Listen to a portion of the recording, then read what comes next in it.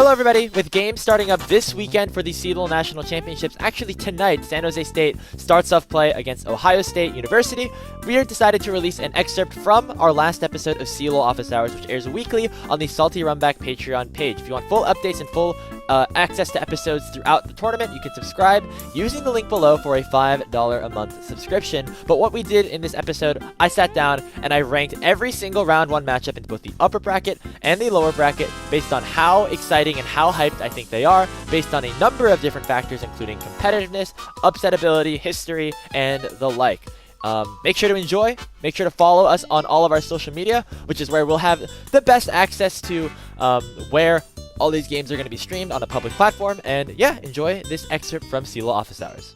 Let's get into why you should watch specific matchups over the others, because obviously with 16 best of 5s happening at the same time, you're going to have to pick and choose. You're not going to be able to really pay attention to everything that's going on across the board and all of them. So I have come up with a scale to decide for you how exciting and how important a matchup is going to be. We're going to grade these matchups a scale of 1 to 5 on competitiveness, because these are the things that I want in a best of 5. These are the things that I want in a CLOL matchup. I want good competition. I want the games to be close. I want star power. I want players on both sides and on players on these teams that I recognize and that I can see as like being people that I know and have their own storylines and things to follow. I want some history in there. That's the thing that I think separates things like NACL from CLOL. The fact that there's years and years of rivalry and history between these two teams, between different teams, going at it against each other in these different formats. I think that is one of the most fun things for me about CLOL. And so I want some good history thrown in there. I want a really good marquee matchup.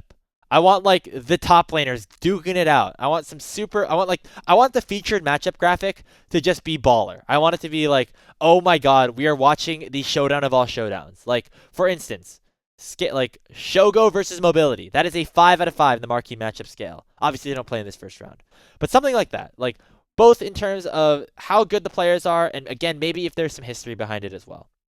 And then I want some stakes. Obviously, the upper bracket matchups, although they might feature more exciting teams, are going to be less exciting maybe for me to watch because of the fact that they are obviously not eliminated if the teams lose. There's a lower bracket they can jump down to.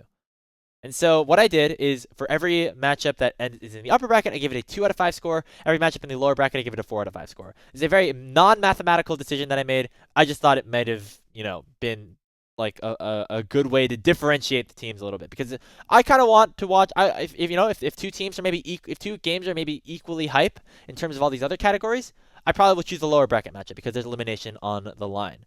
The tiebreak is if the teams end up with the same score, the games end up with the same score. I just pick like which team in there could potentially have the best chance to win CLOL. So maybe that's the tiebreak back towards the other side, where if you're only getting points based off the lower bracket, then maybe I kind of lean back towards the upper bracket.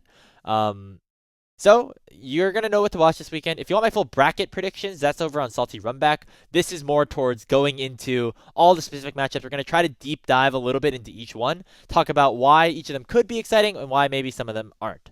So let's start off with our 16th game on this scale. And it's going to be a lower bracket game, and it's going to be between UHSP and UT Austin. Now, again, shout out to UT Austin for making it this far. However, when you look at this matchup, I think it is both not super competitive, as well as the fact that both of these teams coming in don't really have any history of playing against each other. UHSP, a very new team to the ecosystem. They were a bottom feeder in the NECC last year, and then ended up being a decent team in the North this year. They had some ups, some downs, but overall, they are a very solid team. They're an 18th team in the country. I think some people made arguments for them being in the top 16. And they're going up against UT Austin, who kind of just slid in there as that last bid by barely beating Northeastern in a 2-1 series, where I don't think that Northeastern was necessarily at the top of their game. In terms of the matchups that I want to watch here for UTM, for this series, as the highlighted matchup, the bolden matchup in each of them are going to be the matchup that I specifically want to talk about, and maybe the most hyped up matchup. I think the mid lane is going to be a fun one to watch. Evrot coming from Brazil against Marcado, who had, I think, a pretty solid tournament overall on UT Austin. Something that I think is going to be fun to watch here for UT specifically is that when they were in the battle on the bubble, they played a lot of unique champions and a lot of unique compositions. Specifically, Guru Hansway in the jungle played a lot of really unique picks. They played things like well, maybe not super unique, but he loves things like Kane. He loves Talon jungle. He loves a lot of those things. And then you also had Futaba, or sorry, no, he played a Kaisa jungle, I should say, actually, against Northeastern as well, which was they ended up winning that game. And then, yeah, just in general, Northeastern have really fun drafts. But Miyamoto loves his assassins. He played Echo jungle. He played Echo in their last game against Northeastern, where he ended 12-1-6. Guru Hanzai, by the way, ended that game 17-3-10. So the mid lane is where I have my eyes on. I think James versus Guru Hanzai could be fun as well. James plays some interesting champs sometimes, but I think generally that will probably just go UHSP's way. Anyway, long story short, not a ton of star power. There's not a ton of memorable names. Like the most notable name is here is probably Evra, just because of his previous regional success in Brazil.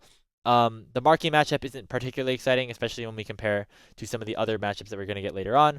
The stakes are high, though, obviously because it's an elimination game, but on average, this is a 1.8. Our next matchup also is at a 1.8.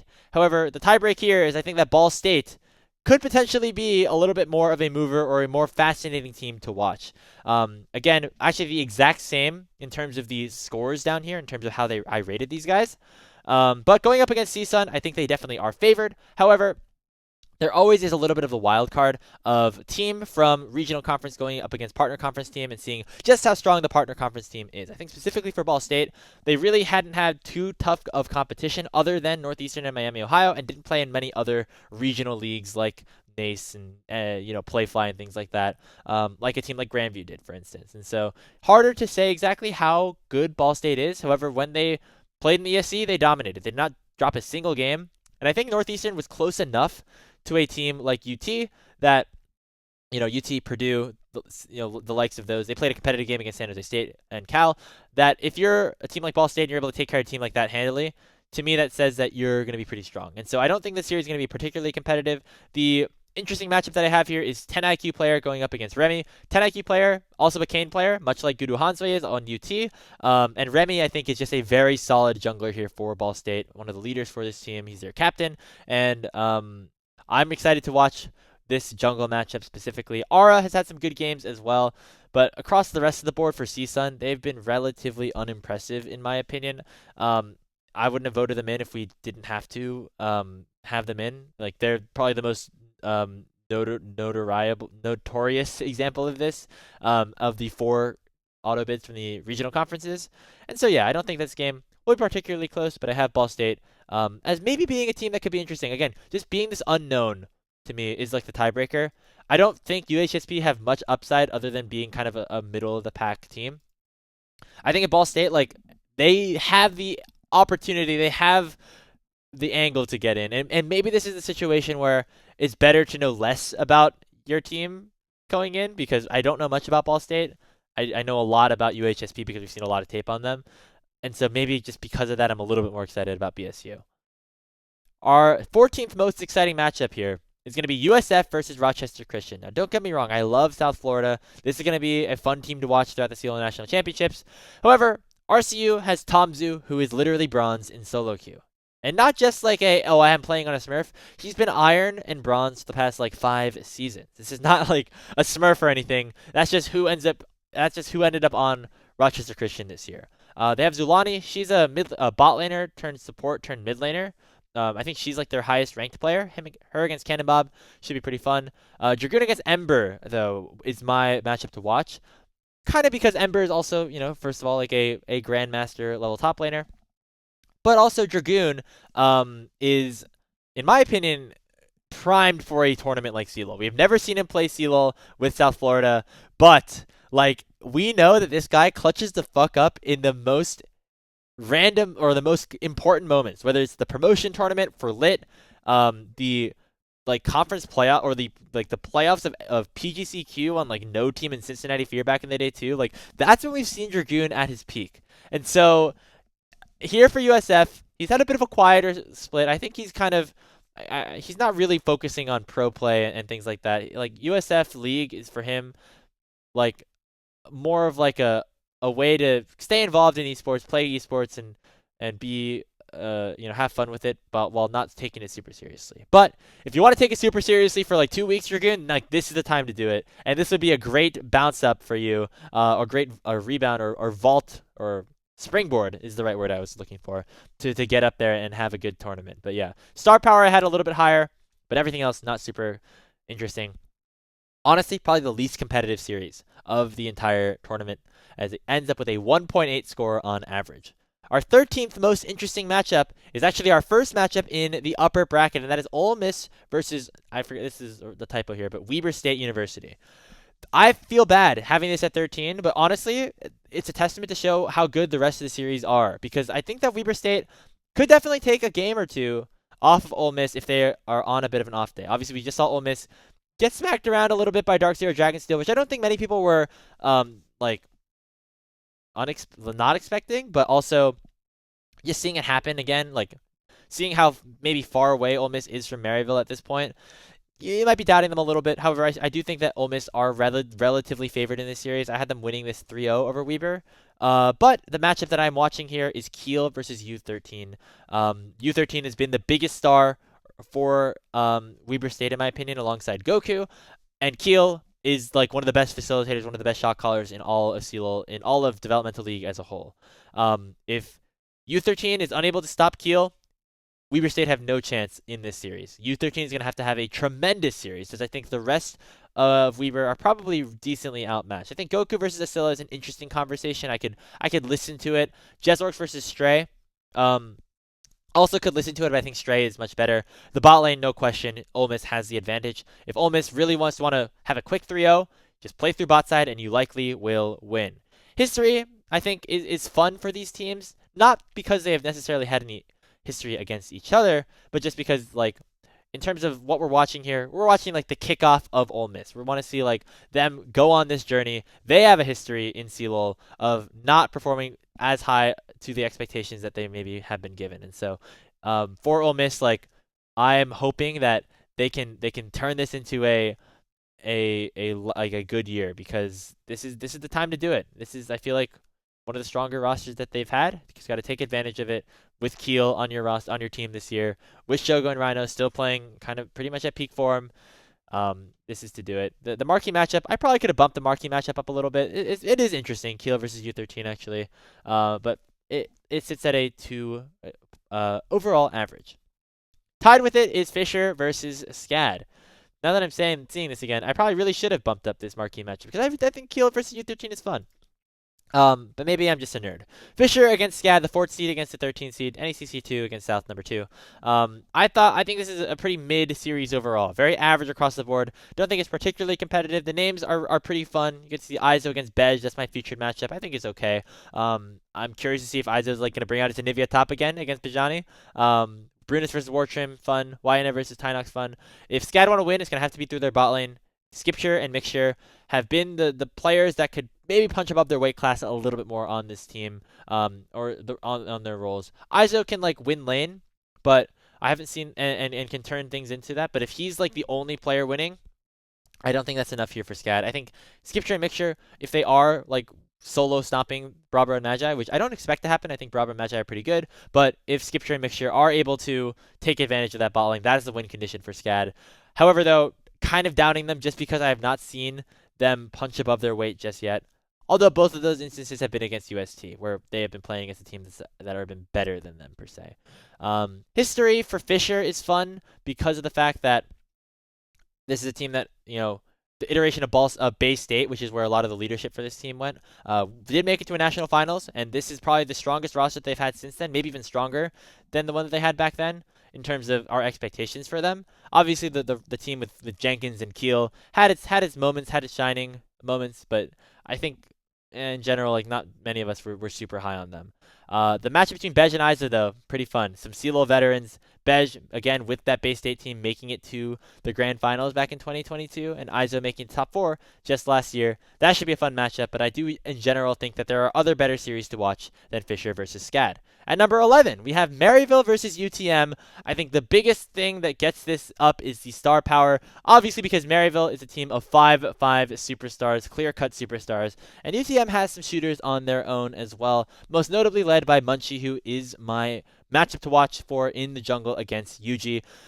Another instance that if UTM want to have any chance at even taking a game in this series, it has to be through jungle, has to be through Maryville, just straight up disrespecting UTM and allowing Munchie to get 20 kills on Master Yi and having him 1v9 the game. I think that is literally the only way that Maryville lose a game in this series, as this is, again, probably going to be a pretty big stomp. No offense to UTM. Again, I value UTM a little bit higher than some of the rest of the committee did, but I'd have this being a very uncompetitive series against almost everybody that they could have played out of the 9 through 16 slots.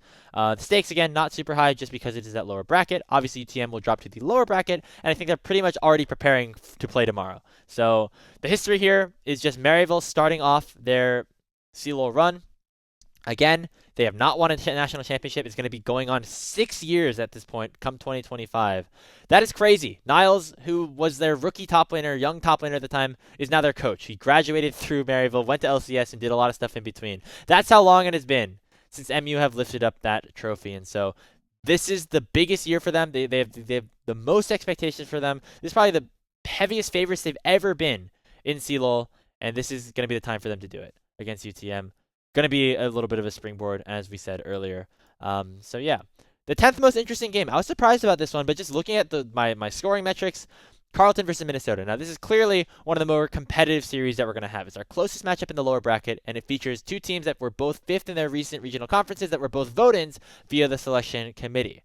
However, outside of the competitiveness, not much going for them. I think the bot lane matchup between Neverstory and Enon is relatively interesting, and now that I'm seeing this be a 2, this should definitely be more than a 1. My bad on that. I think maybe this should have been a little bit higher up in the rankings. But Carleton versus Minnesota, what do I have to say? I think the reason that this is fun is basically only because of the situations that they're both in, because the similarities and the parallels that both of these teams have had throughout the regular season. Because of the fact that Carleton and Minnesota were both unexpected teams to make it this far, that had pretty big wins over unexpected opponents, whether that being Carleton over Boston University in the regular season or Minnesota over Bethany in the regular season. Having then a kind of mediocre playoff run, to be honest, where they dropped games that many people probably expected them not to drop. Carleton lost to Stony Brook, and Minnesota lost to Bethany again in the national championship in the North playoffs, as well as actually to Michigan State. Or no, they beat Michigan State. What am I saying? I'm trolling. Anyway, generally though, unimpressive from Minnesota and from Carleton in the conference playoffs, but they had regular seasons that were standout, and to me that was enough to have them voted in by the selection committee. The matchup, yeah, kind of interesting here. That's kind of all that is going to be. I think that these teams are going to play close. It's going to be a fun series. I favor Carleton a little bit because I think that they're the player that I think that like Altil and Ken are very good, as well as Neverstory. Like the bot side here probably beats out the bot side of Minnesota. Zutter could have an interesting opportunity. Minnesota, last time I saw them play, just don't know how to draft, and so that's what I'm concerned about a little bit there too. But maybe neither of these teams know how to draft. Yeah, this is number 10. Let's move right along to number 9. This is another matchup that I'm actually very excited to at least follow. I don't know how much I'm going to be able to watch, obviously. But Stony Brook going up against Nova Community College, Northern Virginia Community College, the Nighthawks. This is going to be a fun one. I think it's going to be slightly competitive. I favor Stony Brook decently heavily, but Nova is a team that has been kind of sleeper along the lines of the fact that we have not seen them play against much high competition because they're in the NJCAAE. However, when you look at their average elo, they are all like Grandmaster to Challenger players, and like should probably be pretty good just given that specific fact on its own. They have played competitive series against Carleton. I think they beat Northeastern at a LAN a little bit earlier on in the season. And so that is definitely all good signs here for Nova. However, we have seen Stony Brook play against top competition and look good. They beat obviously, they beat Carleton, like we talked about earlier. They took UTM all the way to 5 games. I think that overall Stony Brook actually is a solid team. above just the Keatong team too, by the way. I think it's not just Keatong that is keeping this team alive.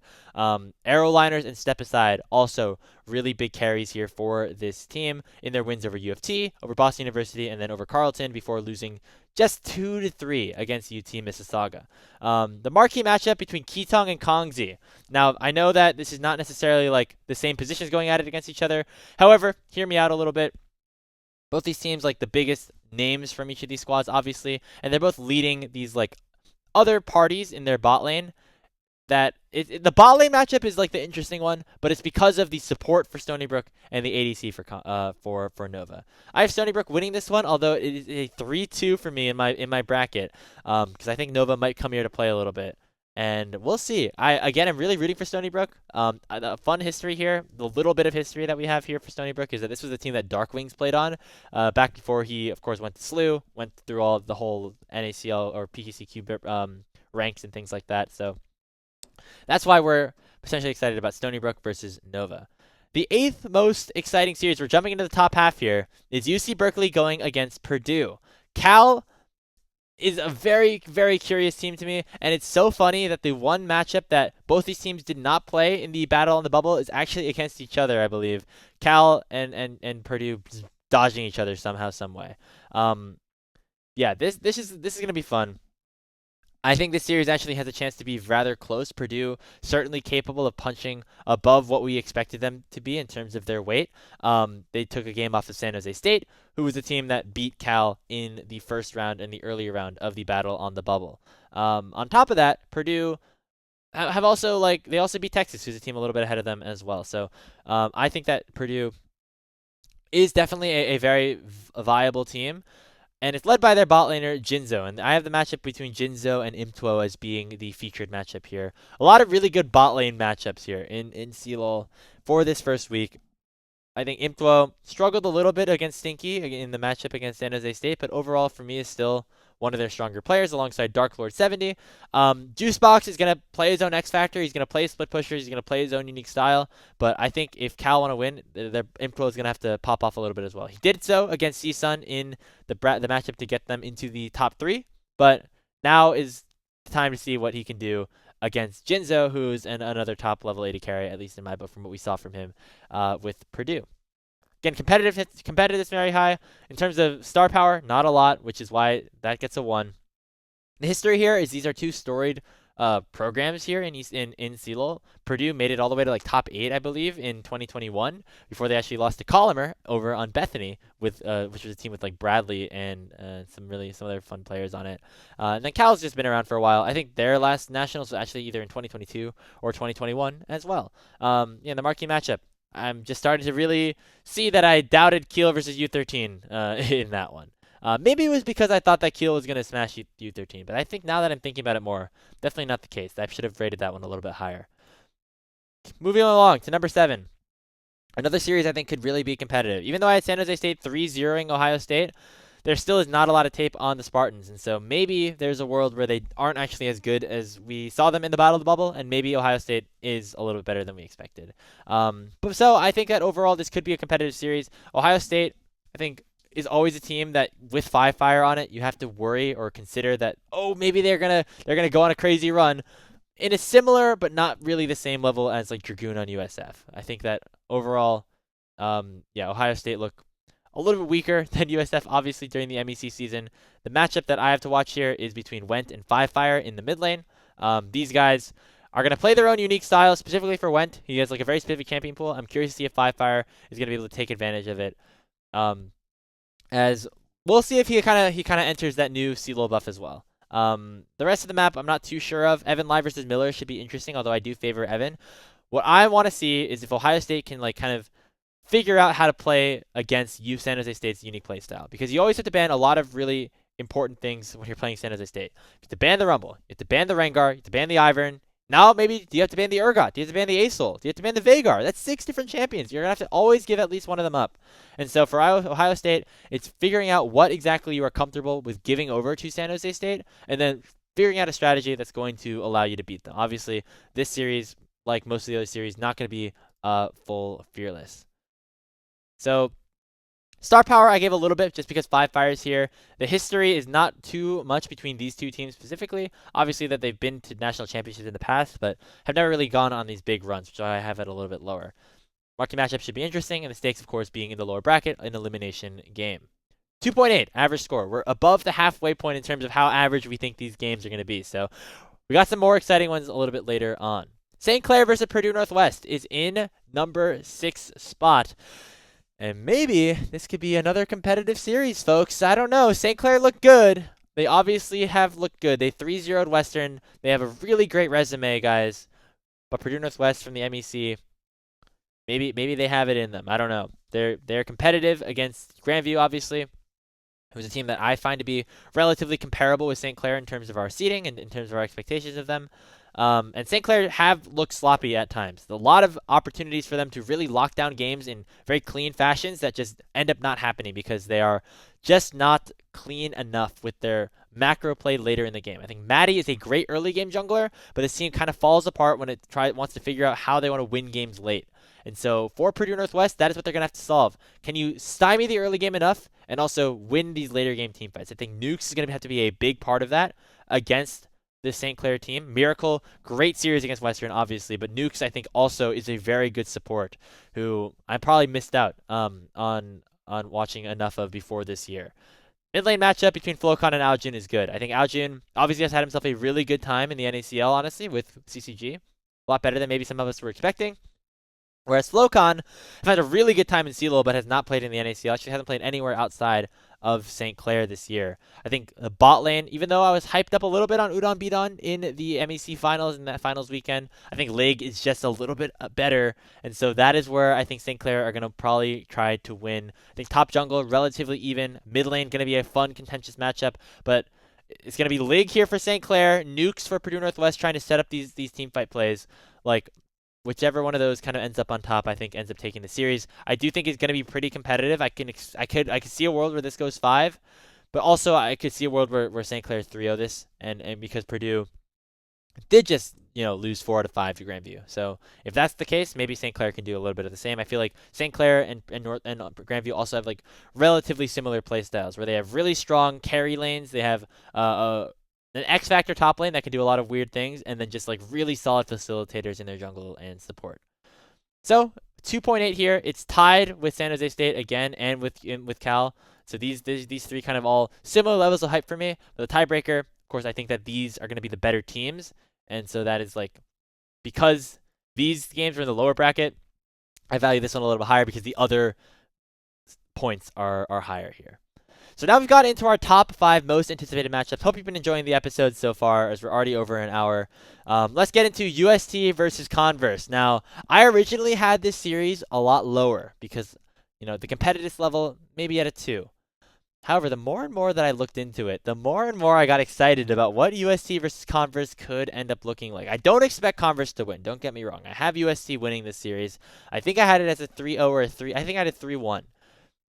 But there's always the angle. And I feel like Converse specifically is a team that can have a lot of upset potential because of this guy right here. Because of Devin. This guy, notorious clutch performer in the OQs, in the NACL Qs, in the CLOL championships and things like that. You remember Converse against Northwood last year, where a lot of people expected Northwood to just kind of run through it.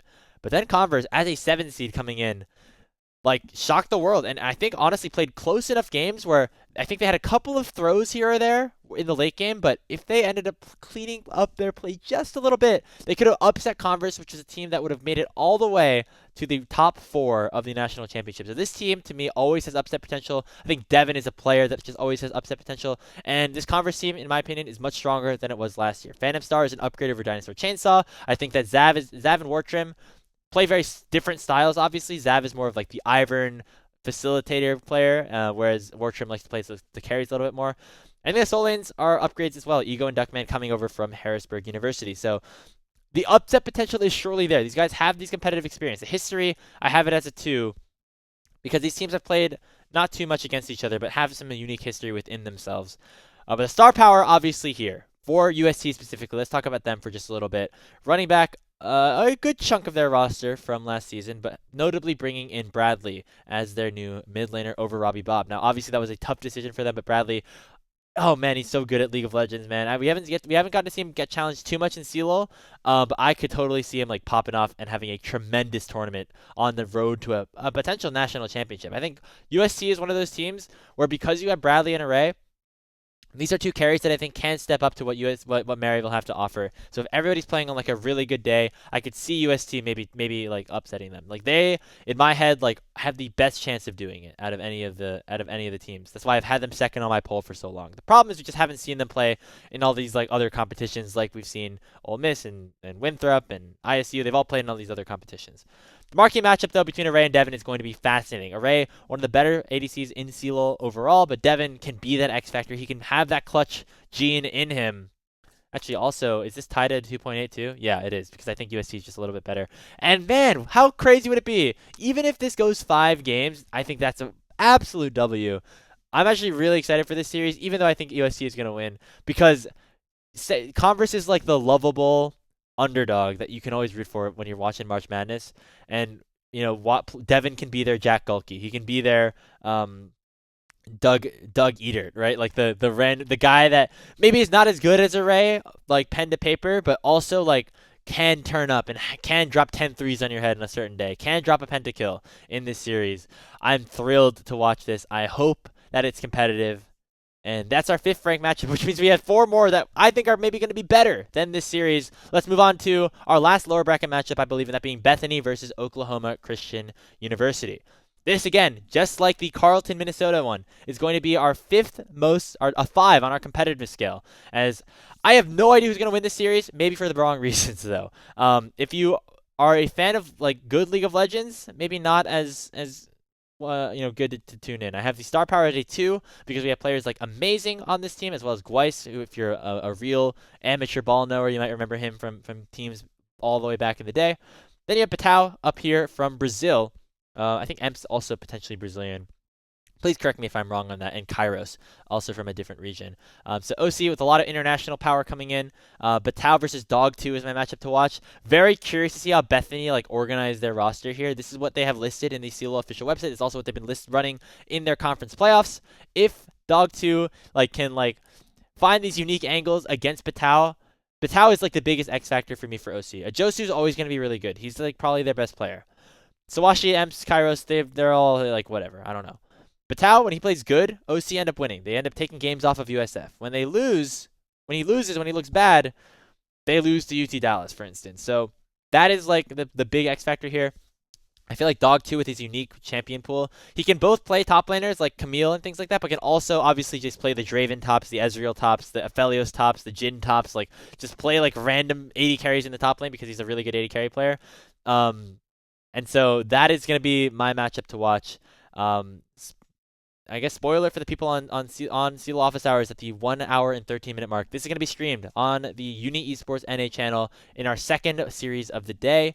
So make sure you check that one out. I'll be covering the 1st series of the day, which we have not gotten to yet, and that's a good sign because it means we got some competitive series going at it. The marquee matchup, again, being that top lane. The history between these two teams, maybe not too much in particular, except for the fact that they played against each other in the round of 32 last season. It was a 2-1 for OC, as they definitely were a little bit stronger last year than they were this year, just in terms of the expectation we have going into this season. OC, I believe, getting 3-0'd by Ole Miss in the round of 16. And Bethany did not look that strong last year. They were the 5th seed out of the North last time around. So for OC, it's probably a last hurrah with their program, obviously. That's something that we haven't really talked about. But you hadn't had the best season. And so for them, I'm rooting for them to have some kind of run, to find some sort of magic. As obviously the roster with the program being kind of where it is, with Sneezes being gone, has not looked that good this year. So this is our number 4 matchup, Bethany against Oklahoma Christian. Number 3, let's get into Winthrop versus Western. Now, on paper, going into this, if you looked at the CLOL Hub power ranking from a couple of weeks ago, you would have seen Winthrop at 4, Western at 6 or 7, and think to yourself, holy cow, what a crazy game. How is this the round 1 matchup? Well, it's because both of these teams have kind of been on the slight downturn. Now, I do want to make it clear that Winthrop were actually the number 5 seed overall in terms of voting, but they are listed as number 7 here because of the fact that a lot of adjusting had to be done to create a world where actually I think I've gotten this wrong. I think Winthrop are the 6th seed and Western is the 11. I've actually messed this up. It is 6 versus 11 in terms of the seeding. However, Winthrop had to move down from 5 to 6 because of the fact that the NECC cannot run into each other in the first 2 rounds. That was a rule that the admins made, and so there was a little bit of shuffling. That's why you also saw Ole Miss at 2 versus USC at 3. That was like the different stuff there. Anyway, star power here, very good, very, very good. NACL caliber roster here for Winthrop, obviously, as they're competing in there, whereas Western has Dr. Calculus, Cracodon, and Lynx, who are all players that have established themselves either in Tier 2 or Tier 3 over the last couple of years. The marquee matchup for me is clearly the top lane. Denethor versus Dr. Calculus is going to make or break this series. If Western want any chance to win, topside has to definitely show up. Dr. Calculus, big win condition for this team. The bot lane for Western, also a big win condition for this team. However, I feel like both of these squads, again, on the downturn, the bot lane did not have a good series against St. Clair. They lost pretty hard to Lig and Miracle. I think in general, I think Mobility and Only 35 are a better bot lane than Julian, than Lig and Miracle. So they definitely have a tough task put ahead of them. Yeah, I'm excited for this series actually, just because this could be such a big win for either of these teams after taking, I think, a fair amount of losses or like in the meantime. Obviously, Winthrop has not had the best go of things, the best shake of things in the NACL so far. They have dropped a couple of series, and then most notably, like their loss to Ole Miss in the NECC lower finals was definitely something that they wish they could have back. It was a pretty non-competitive loss, and for the players on this team, for how long they've been playing together, like they definitely would hope for more. Same for Western, honestly, who have kind of been on the outside looking in terms of like when they made finals back in 2019. It's been a while since they've been like all the way at the top. Obviously, they're a club program, so things run a little bit differently over there than like a varsity program like Winthrop. But that's another cool storyline that we could throw in there as well. Yeah, star power is good. The history of these two teams, obviously, just being very competitive over the last 5 years or so in CLOL. I don't know if they've ever played against each other in a national championship. I could be wrong. If anybody remembers like a time where Winthrop and Western played, I think I checked through all the brackets. I don't think they ended up running into each other. But the history just between these programs, of course, Winthrop, a 2021 national champion, Western being a team that have made it all the way to the finals. Seeing them face off in this first round is definitely going to be something special. The history definitely is there. And in terms of competitiveness, I think after seeing Western really struggle in the East Conference Finals, I favor Winthrop a lot more. However, Winthrop also has been on a bit of a slide. I could see Western like taking advantage of that. Like just like I feel like sometimes Winthrop just like I think back to when they gave Shogo Jinx like 3 times in a row. Like sometimes their draft decisions aren't necessarily the best. Western have a very clear draft identity where, as we mentioned earlier on, if Winthrop can take advantage of that, I think that leaves them in a really good position. But if they let Western get the champions that they want and play the style that they want, they will have a good time. And I think, or then Western, could potentially put Winthrop in a little bit of danger here. So that's my third most hyped up matchup. And we have 2 more left, and both of them are in the upper bracket. And we're going to start off with our number 2 matchup. And it's probably not the one that we're expecting going into this episode at number 2. It is UCI versus Northwood. And this is for all the people. This series will be streamed on twitch.tv/UniEsportsNA. Actually, the one thing I completely forgot to mention, San Jose State versus Ohio State is happening tonight at 5 p.m. Eastern. So, as you're seeing this, make sure you are logged in to, I don't know where that's going to be streamed, probably somewhere, hopefully somewhere. Make sure you try to watch that because that's going to be, again, a relatively exciting series. Anyway, high competitive value here between UCI and Northwood. Maybe some people would say like, oh wow, Northwood with these players, they should clearly run West. But I think the things that are super exciting about this series, there obviously is history here, not between these 2 programs specifically, but because UCI and Northwood have both made it to top levels of CLOL in the past. They are all are notorious, very, very strong programs as well. But so I think there definitely is some history here. It's not the greatest. It's just the fact that these are 2 very storied programs that have goals of winning national championships and have not been able to reach it just yet. The thing that I think sets this matchup apart is actually a lot more competitive than you might originally think about it when looking into it. Obviously, you could say Northwood have underperformed when you look at the players that they have on their team, but look at the matchups actually, how they match up against UCI. You might notice I have all of these matchups bolded because I could have made a case for any of these being the matchup to watch in most of our other series. You have Cozy against Strampus, who are former teammates, by the way, on St. Louis University, going at it against each other in the top lane. You then have Rosethorn and Will, two former NACL junglers who still are big leaders on their team and are still, I think, really solid, still good players here in CLOL. You have Zhao Danny and Repi, two mid laners who have done decently at Tier 3, have also done decently in CLOL, but are looking to try to take that next step into being one of the top mids in the region or outside of Tier 2 at this point. And then you have the bot lane, which I think is going to be really interesting to watch. You have the matchup between Gorica and Instinct, obviously. Two former TSM graduates. Gorica was on TSM Amateur back in 2021, which was, I think, at a similar time as Instinct was playing on their team in the LCS. And then you have Cerulean against Clyde. It's old versus new here. And I think also the fun thing is you have like young Instinct and Cerulean against older Gorica and Clyde. Veteran and newer player kind of with each other. And they are playing against each other in this fashion in the bot lane. That to me is what's really fun. There's storylines galore with all of these matchups top to bottom. And so that is why I am very, very excited about UCI versus Northwood. I have Northwood favored. Again, if you watched our Salty Runback episode, you know that I have them go all the way to the top 4. Maybe as a meme, but maybe not as a meme, because I think the players on this team definitely could do it. But their first stop is going to have to be here against UCI, and this is going to be a really fun series. I'm super excited to get to cast it tomorrow. Make sure you tune in to twitch.tv/UniEsportsNA at 3 p.m. at 3 or 4 p.m. Eastern. I don't know exactly. Again, weird that they haven't announced anything yet, but you're at the end of the Office Hours episode, so you're allowed to get that little bit of editorial information. And no surprise here, but the most hyped up matchup here for round 1 of the CLOL bracket is Illinois State taking on Grandview, our 7 seed versus 10 seed. Again, 6 versus 11 was actually what Winthrop and Western were. But let's take a look at this one. ISU versus Grandview.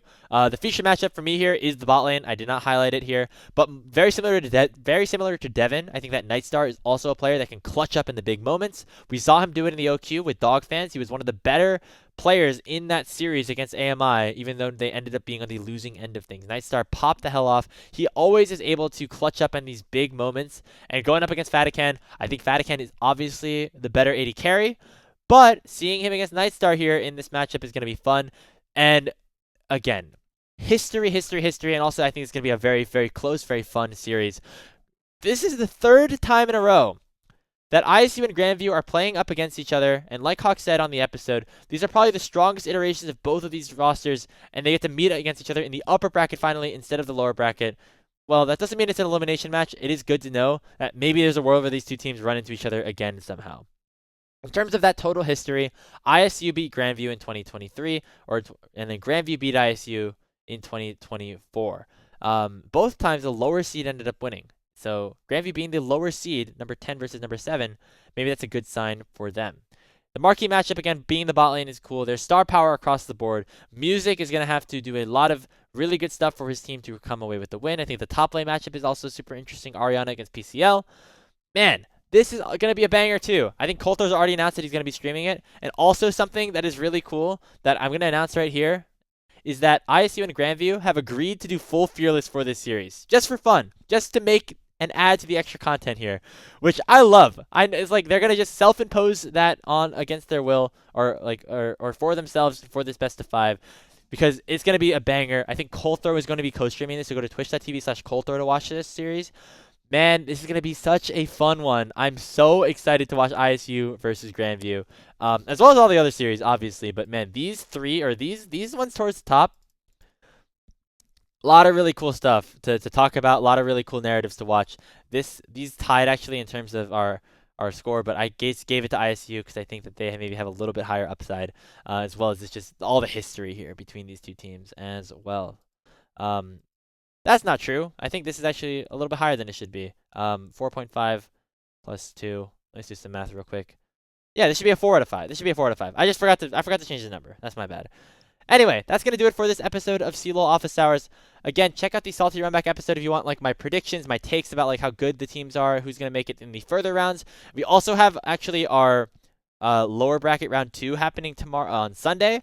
Maybe I'll do another secret bonus episode. I don't know, depending on how like exhausted I am at the end of the day. I might turn on the recording and just go at it again with some more of these lower round 2 previews. But